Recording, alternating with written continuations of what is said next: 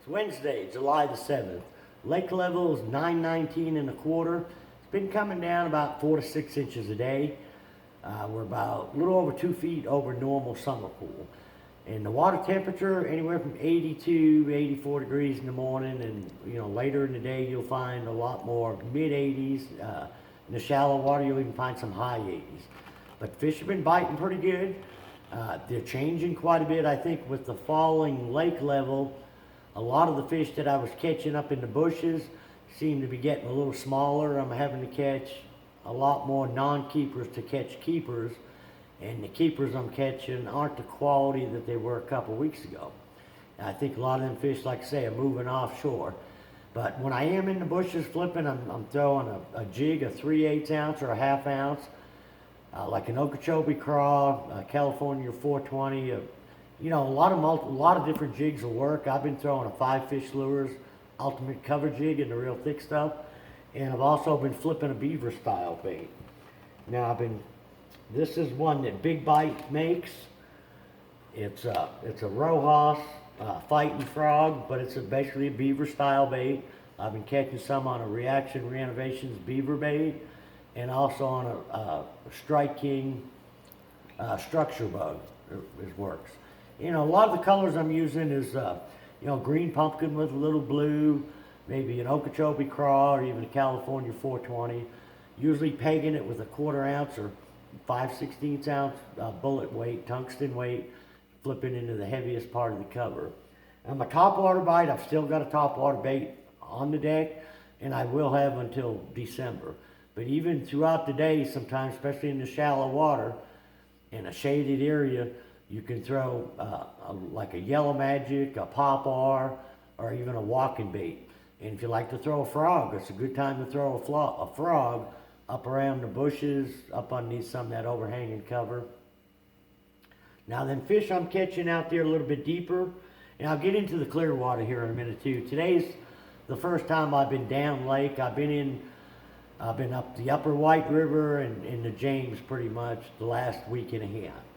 But offshore, I'm catching them fish on multiple different baits. Catching some on football jigs, 5/8, 3/4 ounce.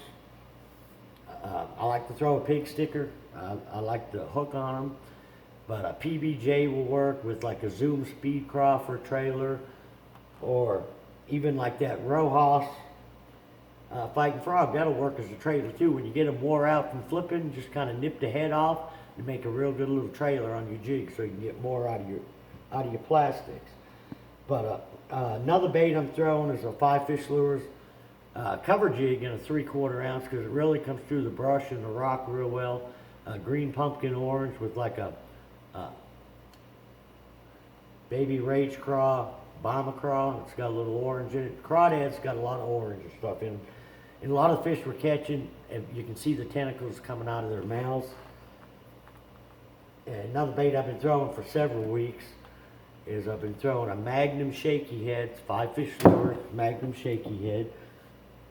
It's got a 6/0 hook in it. Works really good for bigger baits. And I've been throwing like a Zoom Magnum trick worm or Strike King bull worm on it.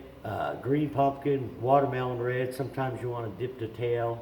But most of these fish I'm catching are anywhere in the morning. They might be up in that 8 to 15 foot. But once that sun gets up, they seem to be on main lake points where there's a channel that comes up against the flat right where it rolls off. Sometimes you got to go way out on the points, find where it breaks, or work the side of the point where it starts to break off into deeper water.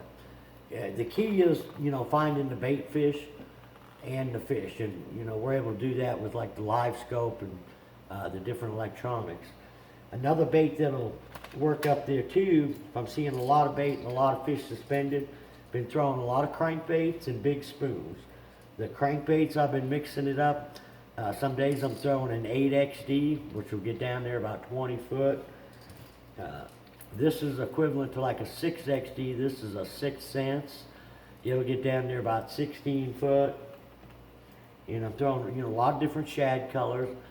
A lot of times the crankbait doesn't have to be grinded on the bottom, but if you got a specific piece of structure or either brush pile or rocks that you're trying to bang off of, it's good to, bang the crankbait off of that structure down there. But some of the fish have been out in even little 20, 25 foot of water. They've been suspended where I've been able to catch them on a crankbait or a big spoon. And I kind of been mixing it up. This is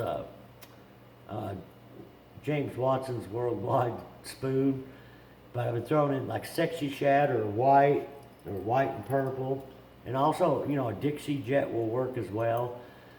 And these type baits, along with a swim bait, when I find that bait and shad out there, a lot of times what I'll do is I'll let that spoon fall through it. When I think it's just about at the depth the fish are at, I'll rip it up real aggressively, let it flutter back down, and then rip it again. If the fish are on the bottom, I'll let it go to the bottom and rip it, let it go back down, reel the slack up, and rip it again. And it's a lot of fun when you get a bite doing that, because they'll try to take the rod out of your hand. Usually they're better quality fish. If you're doing it out there in the middle of the day, it's a lot of work, especially as hot as it's been, but the rewards can be really good on it. I've been throwing some smaller shaky heads as well. I've been throwing like a sticko bait. This is a big bite baits. Yamamoto Senko will work, or Strike King makes one too. I forget what they call it.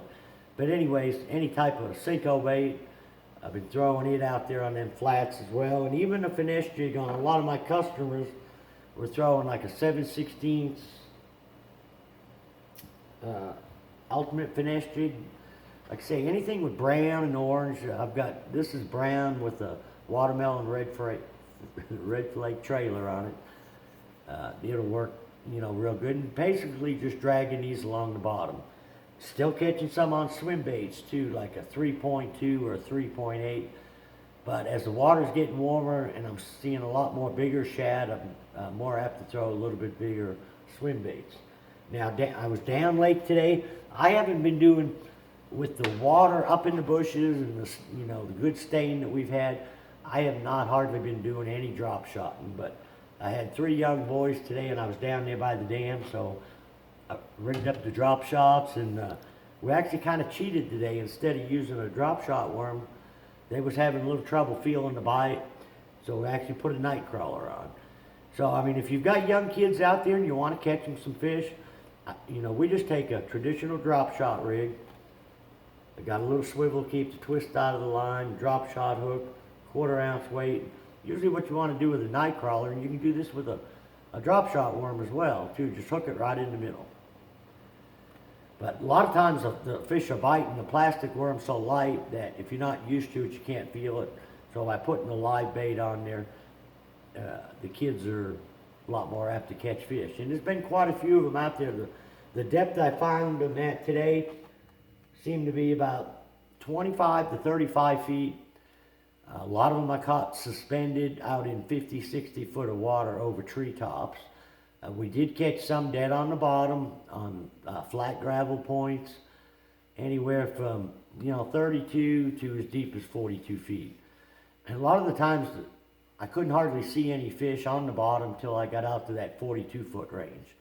Now when I was out there over the trees, you could actually see them on your electronics in the branches of the trees, and a lot of them were dropping the bait, right down to them.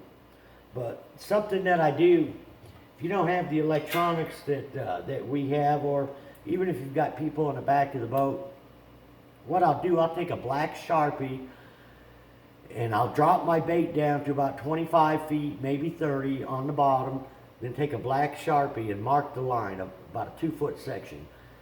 That way, if you've got somebody in the back of the boat and you're seeing fish at a certain depth, if you're seeing them deeper than 25, you can tell them to put the black mark up at the end of the rod. That'll get the bait down a little bit more. If you see it up higher, you can reel it up a couple cranks.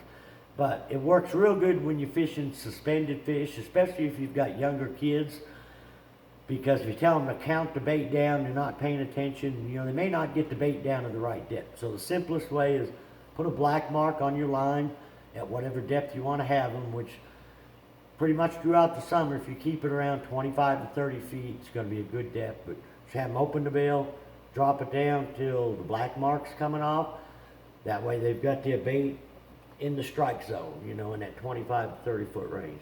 It's a good technique to use with the younger kids. But I mean, there's a lot of different ways to catch fish. I'm still keeping a topwater bait handy even down lake. You will see some fish schooling throughout the day. If you've got a spoon handy, that's a good bait to throw out there. But you know, it's been getting a little busy after 10 o'clock unless you're up in one of the river arms. So it gets kind of crazy out there if you're fishing the main lake. So until next week, good luck, good fishing.